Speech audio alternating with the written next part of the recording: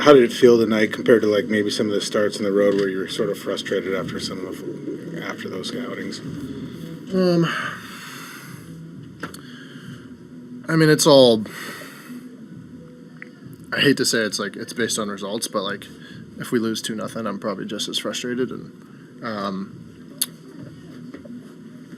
the way that the offense just kind of kept chipping away, and then able to put a good inning like that together in the sixth was huge. So I think I'm gonna be tough on myself no matter what. I think I've tried to be better about that, but it's more just like you hold yourself to a high standard, and there's certain things that you get mad about and certain things that you could do better on. Like tonight I was awful getting ahead and first pitch and stuff like that, but stuff to always get better at and stuff that you always want to take and build on, and some goods with some better pitches putting guys away with off speeds, and but there's good and bad in every game. When you had a lot of swing and miss with the slider and the changeup, even caught some guys. Was that do you think they were hunting fastballs heavy and that's why it was effective, or were you executing those pitches the way you wanted to? Probably a little bit of both. Some swings definitely looked like they were hunting heaters, and then some other swings were just executed well. But you kind of just keep trusting Cal and what he's seeing, and we talk, in between innings and stuff about where guys are at. You watch swings, you watch, a couple at bats. In the fourth, just kind of missed my spot with the base hit, and then kind of put it in the one hole that you can't throw to Burles. Yeah. So I mean that stuff's on me. So just try to build on it, but you're getting beat on 1-2 pitches, and it's usually a pretty good night. That pitch to Burles, and it was low in kind of the lower inner quadrant. Is that a hot spot for him, or? I mean, most lefties, it's just a down and in pitch. If you don't get it below or above, then it's just kind of a lot of guys love it there. For you, while you're up there on the mound, when you're generating those swings and misses, especially like a couple of the swings they did have where it was kind of keeping them off balance a little bit, does that kind of help your confidence as the game goes on? Because you mentioned, not necessarily getting ahead on first pitches, but still getting those swings and misses. Yeah, I mean, it could be a couple of things. It could be good stuff that night. It could be executing well, whether it's good stuff that's coming out of your hand in terms of like shapes and velocity, or it just could be, you're locating well or whatever it is. So kind of just see what you're doing well that night and continue to kind of build on that. There's always going to be stuff where you're not doing well, and you kind of learn from that, and then take with what you're doing well and kind of continue to build on those, because every game you're gonna have stuff that you're doing well and you're not doing well, and you're gonna have some pitches and you're not gonna have others. So it's kind of it's all just a game of adjustments. You and Cal and JP were pretty critical, when you guys were in that little losing streak in Tampa. It didn't happen right away where it swung back, but did you feel like you were seeing enough that it was going to happen eventually? I'm maybe not expecting 28 runs in 2 games before that, but did you know that the team was going to bounce back? Were you seeing the right things? Yeah, I mean, I think in such a long season, you're going to have stretches like that. And I think, obviously, you can only control so much day to day, but I think it's more of you just go about your stuff the right way. Each day you're going to have stretches where you're great, and you're going to have stretches where you just suck, and it is what it is. But I think as long as guys are going about their things the right way, and you keep a positive energy about you every day, I think that's the biggest thing. I think everybody obviously kind of panics late in the year when you run into those tough stretches, and it's late August, early September, but no one in the clubhouse felt like we were in trouble at all. It's just kind of keep showing up every day, keep doing the right things every day, and you'll find your way out of those. You were saying that your assessments are often results based, and it depends on the outcome of the game. What's going on in your head then in the 6th inning, then when your outing ends and it's 2-0, and then 10 minutes later your outing's still over and suddenly it's 4-2, and the offense has kind of flipped that?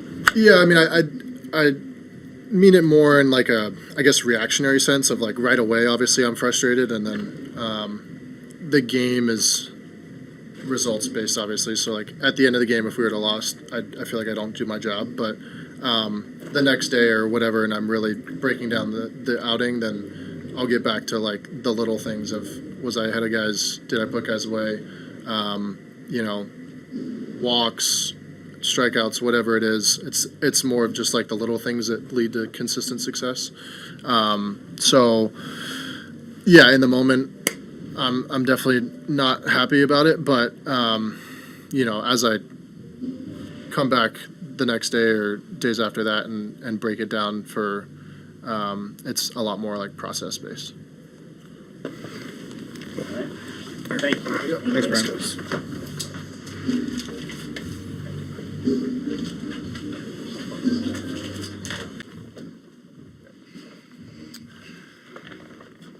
Really good way to start the homestand tonight. I thought it was an outstanding ball game. Brian Wu doing what Brian Wu does, getting us 6 strong innings. Just the 3 hits. I thought he was throwing the ball well. They seemed to be battling him here and there, but I thought he was in good control of the ball game. Just the single and the home run. But outside of that, not a lot of threats on the bases, not a lot of traffic. Just seemed to be in control. And then offensively, that big 6th inning there, starts with a walk, and I think that's, you can't miss that right there. It's a great at bat by Leo, and getting us on the base there to get things started. Some big hits coming along, and then Naylor obviously with the bases loaded there. Cal walks to load him, and then Naylor able to he walked. Julio got the hit, and then Naylor with the big hit. To clear the bases there, questionable at home plate, but didn't go our way. And then Naylor, I think, with a super heads up play to get to third base, to get into score, to get into third base with less than 2 outs, and then Polo doing a great job at the plate to get that fly ball to the outfield to tack on that extra run. That's a big run there to add a little insurance, and the bullpen from there. Just outstanding, one after the next. Thought Matty Brash was sharp, Zardo was sharp, and then, able to get Mooney in there, and he was super sharp as well tonight, and, just the 1 walk, but, a great game all around, up and down the lineup, great, at-bats. I thought, being able to score 4 tonight without a home run, I think is big, and, that was a good ball game from start to finish. Dan, with Josh, he's got 20+ steals, and at some point, do you think teams are going to just start recognizing it? Because it looked like they just kind of ignored him. He got a bigger lead, and just took off. Yeah, I mean, he's just a smart player. We've talked about, he's headsy. He's able to, find little advantages that he can get, and then he takes advantage of it. And being able to get a good lead there. You're right. He got a little bit of a jump. They kind of stopped it, but then didn't react to it too much, and he just took advantage of that and kept going. And that's just such a headsy play. It's an aggressive play that really set up a huge insurance run for us, and that's the way he sees the game. And any advantage you're going to give him, he's going to take it.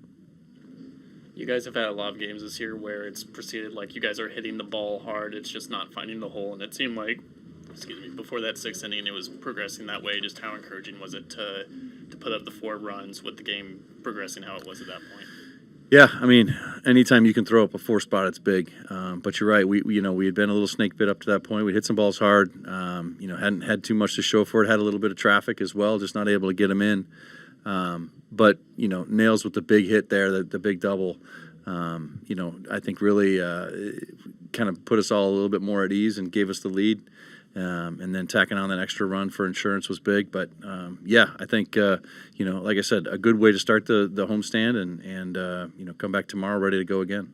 Kind of on that note, you talk about being at ease. When the lineup's this deep and you're 5 innings in and the offense has been a little more snake bit, does it feel, I guess, more at ease or more calm knowing that you guys have that 4-run inning in you?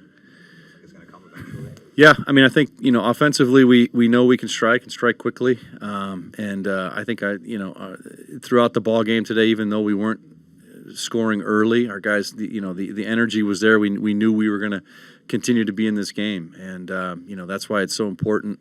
Bryan Wu able to keep it there at the 2 runs, and the bullpen after that. We knew we were going to be able to score, and I think these guys just put the good at bats up there that they had to, and were able to get the 4 spot, and a really big night for us tonight. I think offensively to come back from two down and get that two run lead. Yeah, and they hit some fastballs on Bryan a little bit early there. Burleson got the one, but he came back with the slider and got a lot of swing and misses. I mean, how effective does that make him if he can spot that pitch? And even he threw a couple changeups. Yeah, we talk about with Bryan a lot, being able to execute those secondary pitches, and when he does that, he's devastating. And we saw a lot of kind of flailing swings from that slider, especially with the right-handed hitters, and some good changeups down below the zone. And when he locates that secondary stuff and can throw it in the zone to get a strike looking, and then to be able to throw it strike to ball when he has to get the swing and miss, that's when Bryan's at his best, and he was able to execute a couple of those tonight. There was a catcher's interference. Did Josh? He looked like he said something in the dugout, but did you guys know what he was trying to? Yeah, I mean, signal? we put the hand up, and it just it was kind of inconclusive, I think, from the angles that we had that whether or not it was a catcher's interference. So we chose not to challenge it. With the other challenge, what did you see at the play at home? It looked like he had started to give him space, and then kind of put that left foot in front of home plate before he had the ball, and that's kind of what we were looking at. But obviously with the rule, the review back in New York, not much you can argue there. But that's what it looked like from the game.